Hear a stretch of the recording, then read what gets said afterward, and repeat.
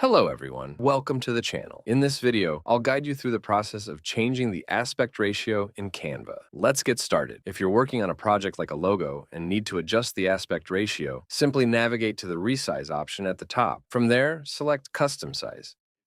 You can adjust the width and height. If you want to lock the aspect ratio, you can toggle the lock. However, if you don't want to lock it, you can leave it unlocked. Then you can go back or click on resize again. If you click on see all, you'll find a variety of preset aspect ratios to choose from. Here you can select from any of the pixel sizes, or you'll see options with aspect ratios already built in, such as 16:9 for presentation aspect ratio. Just click on the one you need and continue. Now I'll just copy and resize.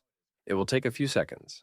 Once it's completed, open it up, and now it has created a brand new one for me, just like that. And it's in the 16:9 aspect ratio. You can either calculate your aspect ratio or use the pixel width to change it. And that's how you can change the aspect ratio in Canva. If you found this tutorial helpful, please make sure to leave a like and subscribe to the channel. Thanks for watching.